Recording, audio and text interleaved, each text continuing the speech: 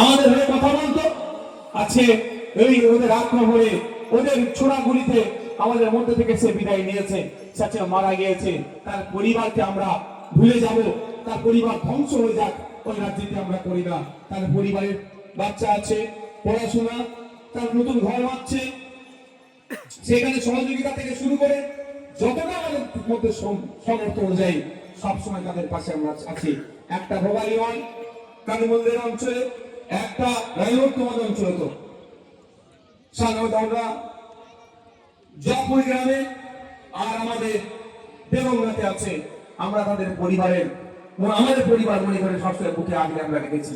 যেটা বলছিলাম, শিক্ষা না থাকার পরে গোলাগুলি শুনলো, ক্ষতিগ্রস্ত হলো, মানুষ মারা গেল।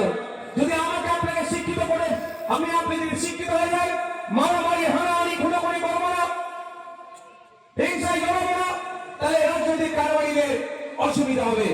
সেই জন্য তারা কি করছে, ওদের বাপের হয়ে খোঁজ নিলে দেখবেন আপনার বাপেরা লাঠিয়াল বাহিনী ছিল।